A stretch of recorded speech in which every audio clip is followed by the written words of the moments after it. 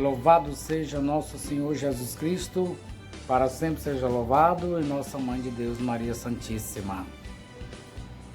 Caríssimos irmãos e irmãs, vamos refletir a liturgia deste 10º domingo do tempo comum.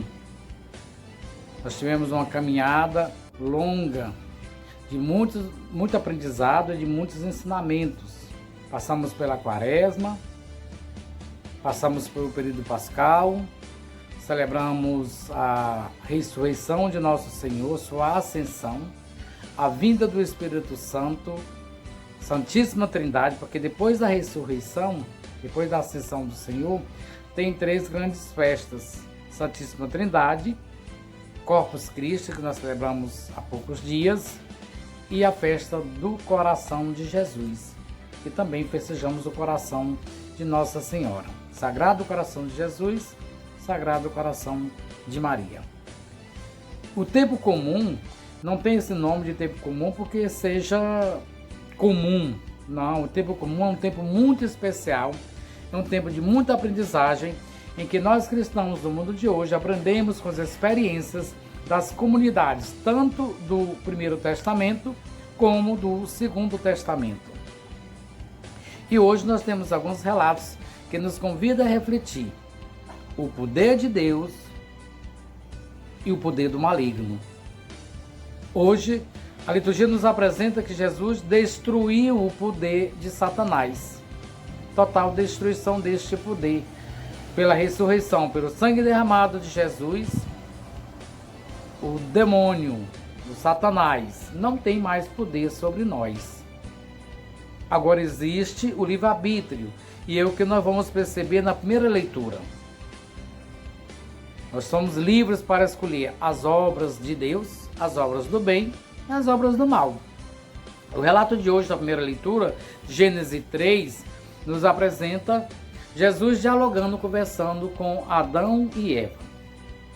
Conhecemos muito bem que Adão e Eva foram levados ao pecado pelo orgulho, pela soberba, pelo querer ser igual a Deus, e são enganados pela serpente e praticam o pecado. É um relato poético, é um relato que mostra as questões existenciais que faz parte de nossas vidas. O diálogo de Deus para com Adão e Eva, quando ele pergunta onde eles estão, Deus não quer saber exatamente o lugar geográfico, Deus sabe tudo. Deus está questionando a situação que eles se envolveram e que eles tentam se desculpar, se auto-justificar, tentam uma saída. E no fim do relato a gente vê que a serpente é condenada, mas Deus, em diálogo com o homem, com a mulher, ele prossegue, ele dá uma oportunidade. E uma vida que era uma vida de felicidade, de alegria, de paz, de paraíso, passa a ser uma vida difícil, passa a ser uma vida de sofrimento. O que o relato quer mostrar para nós, dentro da nossa existência, do nosso ser, é que nós somos convidados a fazer as escolhas entre o bem e o mal. Então precisamos estar atentos a essas situações. Nós somos criados por Deus, nós somos imagem e semelhança de Deus. Deus nos ama, Deus está sempre conosco, mas Ele não nos obriga a nós estarmos com Ele. Portanto, vamos refletir essa situação em nossas vidas e como nós estamos vivendo. Na segunda leitura, nós temos Paulo aos Coríntios, em sua segunda carta, no capítulo 4, que nos fala da ressurreição. Paulo é um homem carismático, é um homem iluminado pelo Espírito Santo, cheio do Espírito Santo, e que leva a mensagem salvífica, a mensagem do perdão, a mensagem do acolhimento que Deus tem para com todos nós, muito bem apresentado por Jesus. Porque Jesus é a revelação plena do Pai. Então, desde o pecado de Adão e Eva, já se configura a promessa do diálogo de Deus com o homem e com a mulher. Deus, nesse diálogo, estabelece essa aliança, esse compromisso de que perderam o paraíso, perderam a felicidade, mas que poderão reencontrar o paraíso e a felicidade, passando pela morte. Pela morte que não é morte, que é vida, que é ressurreição. E que se concretiza na pessoa de nosso Senhor Jesus Cristo. Portanto, Paulo fala da fé na ressurreição. Paulo acredita fielmente que ele apresenta um mundo de tribulações, de sofrimento. Dentro desse contraste de um mundo de tribulações, de sofrimento, de dificuldades e problemas, Paulo mostra que existe um mundo melhor do que este.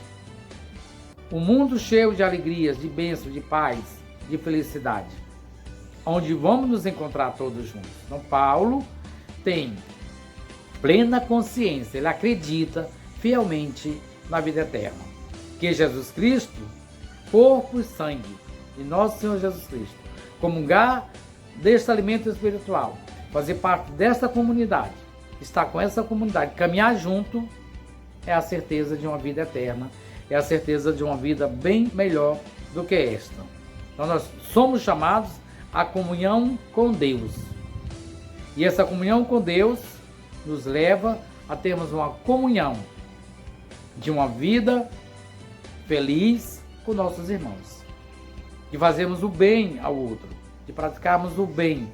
É isto que Paulo deixa claro para nós. Qual é a nossa escolha? Qual é o nosso caminho? Infelizmente, Adão e Eva escolheram o caminho do pecado. E hoje, qual é o caminho que nós estamos escolhendo?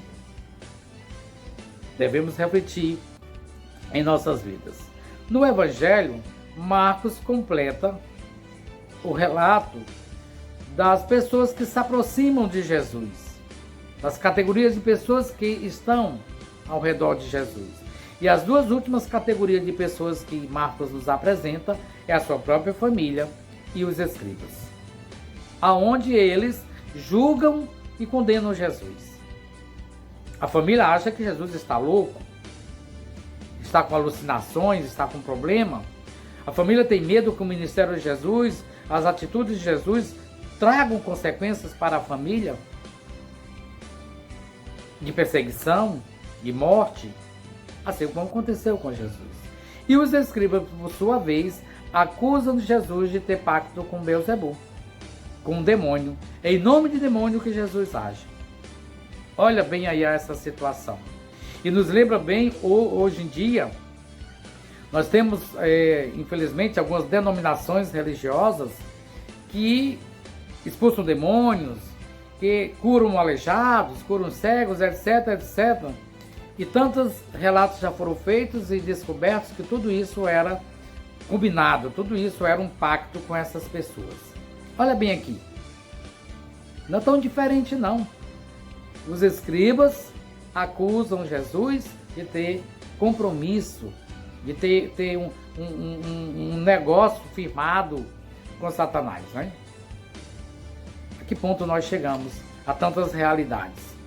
E Jesus vai dizer o seguinte, olha, blasfemar contra o Espírito Santo, contra o poder de Deus, é um pecado que não tem perdão. Não porque esse pecado seja maior do que os outros pecados, mas a partir do momento que você atribui o bem que Deus nos faz, o bem que Deus traz para nós, que é o seu próprio Filho, nosso Salvador, consequentemente você está negando em você a bênção de Deus, a graça de Deus, o batismo recebido, negando o perdão, negando a conversão. Então não há salvação para essa pessoa que vira totalmente as costas contra Deus e ainda atribui o bem que Deus faz ao mal. Então isso não tem perdão. Meus irmãos, vamos refletir em nossas vidas, vamos pensar um pouco em nossas atitudes e nossos comportamentos. Quais são as obras que estão predominando em mim? É as obras do bem? É as obras vindas do Espírito Santo? É as obras de praticar a justiça, a verdade, o amor e a paz? Ou as obras do mal? Sou escravo do pecado, da intolerância, da injustiça, da infidelidade. Qual é o caminho que eu, cristão, eu batizado, estou escolhendo? Porque Jesus batizado escolheu o caminho do bem e da justiça. Então vamos refletir para não fazer como Adão e Eva, ficar se desculpando, ficar apontando culpados e não assumirmos o nosso papel. Vamos ser cristãos autênticos e verdadeiros, cumprindo o nosso papel de cristão no mundo de hoje. Amém?